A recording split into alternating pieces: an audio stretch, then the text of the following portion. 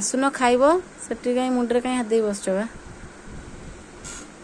ନାଇଁ ମନଟା ଟିକେ ଭଲ ଲାଗୁନି ତ। ସିଏ ଆଜି ଝିଅକୁ ପାଠ ପଢଉଥିଲି, ଝିଅ ମତେ ପଚାରିଲା ଶୀତଳ ଭଣ୍ଡାର କଣ? ମୁଁ କହିଲି ରେ ଝିଅ ସେଇଟା ତ ଆମେ ଛୋଟବେଳେ ପଢିଥିଲୁ, ଆଉ ଯାହା ଟିକେ ଆମେ ଦେଖିଛୁ ଯୋଉଟା କୁହନ୍ତି ଇଂଲିଶରେ କୋଲ୍ଡ ଷ୍ଟୋରେଜ, ସେଇଟା ବର୍ତ୍ତମାନ ଆମେ ଯାହା ଟିକେ ଗୋଟେ ଦିଟା ବିଲ୍ଡିଂ ଦେଖିଥିଲୁ, କିନ୍ତୁ ବର୍ତ୍ତମାନ ସେଇଟା ଆଉ କାହିଁ ମୁଁ ତ ଦେଖିପାରୁନି, ଆଉ ତୁ ତ ମୋଠୁ ଜନ୍ମ, ଆଉ ତୋତେ ମୁଁ କଣ ଦେଖେଇବି? ମତେ ଲାଗିଲା ତାର କାମଟା କଣ, କଣ କେମିତି କାମ କରାହୁଏ, ସେଠି କଣ ହୁଏ।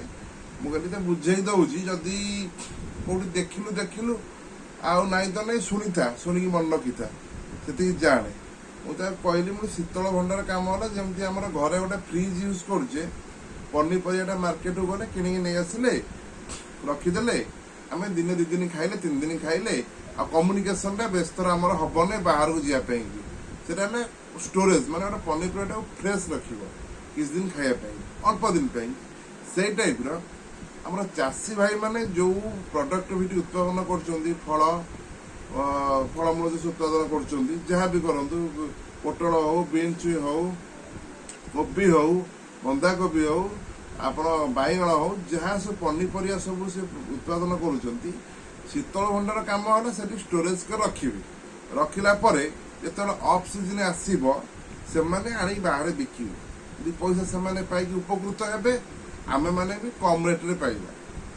ଆଉ ଯଦି ଶୀତଳ ଭଣ୍ଡାର ଆମର ସଫିସିଏଣ୍ଟ ନ ରହୁଛି, ଆମର ଓଡ଼ିଶାରେ ଚାରିଆଡ଼େ ଶୀତଳ ଭଣ୍ଡାର ଠିକ୍ ନ ରହିବ, ଆମେମାନେ ସମସ୍ତେ ଅସୁବିଧାର ସମ୍ମୁଖୀନ ହେବା, ପରିବା ପାଇବା ନାହିଁ।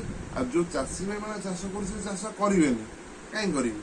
2 ପଇସା ନ ପାଇବେ, ଚାଷ କଣ ପାଇଁ ସେମାନେ କରିବେ? ବୁଝିପାରିଲେ ତ? ମୁଁ ତ ଏମିତି ବୁଝେଇଲି।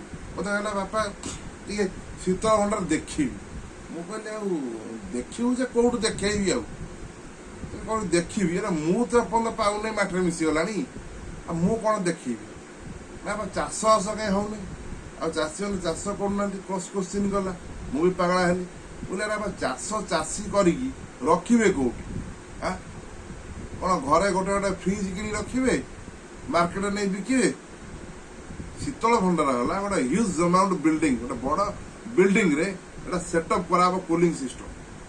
ସେଠି ସବୁ ଚାଷୀ ମାନେ ଜିନିଷ ରଖିବେ, ଆମେ ମାନେ କମ ପଇସାରେ ପାଇବା, ଆଉ ସେମାନେ କିଛିଟା ଉପକୃତ ହେବେ, ସେମାନେ ଇଣ୍ଟରେଷ୍ଟ ନେବେ କାମ କରିବା। ଗୋଟେ କୋବି କଥା କହୁଛି, ଆମ କନ୍ଦରପୁରଟା ପ୍ରାୟ ଜାଣିଥିବେ ଲୋକମାନେ, ସମସ୍ତେ ଜାଣି, ମତେ ବହୁତ କିଛି କହନ୍ତି, ଭାଇ କୋବି ଫେମସ। ଆଉ କୋବି ଏପଟେ ଟିକେ ହୁଏ, ଆଜିକାଲି ସବୁଆଡେ ହେଲାଣି, ଏଠି ବି ହଉଛି। ସେ ଟାଇମରେ ମୁଁ ଦେଖିଛି ଲାଷ୍ଟ ମୋମେଣ୍ଟ ଆଡକୁ କୋବି ମାନେ 2 ଟଙ୍କା, 3 ଟଙ୍କା, 5 ଟଙ୍କା, 7 ଟଙ୍କା, 8 ଟଙ୍କା, ମାନେ ଠେଲା ପେଲାରେ ବିକ୍ରି ହୁଏ। କାହିଁକି? ସେଇ ଜିନିଷର ଯଦି ଆମର ଶୀତଳ ଭଣ୍ଡାରରେ ଥାଆନ୍ତା, ଆମେ ମୁଁ ଏବେ ରିସେଣ୍ଟ କୋବି ଆଣିଲି, ନେଲା 70 ଟଙ୍କା। ଇଏ ଭାଇ 70 ଟଙ୍କା ଭାବିବ, 100 ଟଙ୍କା ଆଉ 70 ଟଙ୍କା, 100 ବରାବର ହେଲାନି। ସିଏ ଶୀତଳ ଭଣ୍ଡାରଟା ଥାଆନ୍ତା, ଆମେ 70 ଟଙ୍କା ଆଣିଥାନ୍ତେ କି? ଆମେ ତ ଟିକେ କମ୍ ଆମାଉଣ୍ଟରେ ପାଇଥାନ୍ତେ କି ନାଇଁ? ଜିନିଷଟା କେତେ ଭଲ ହେଇଥାନ୍ତା ନା। ତ ଏ ଜିନିଷ ଗଲାଣି। ମୁଁ ତ ସେ କଥା ପଢେଇଦେଲି, ମନଟା ଭଲ ଲାଗିଲା ନା, ମୁଣ୍ଡରେ ଟିକେ ହାତ ଦେଇ ଭାବୁଛି। ଆଉ ଖାଇବା କଥା ଯୋଉ କହୁଛ, କଣ ଖାଇବା?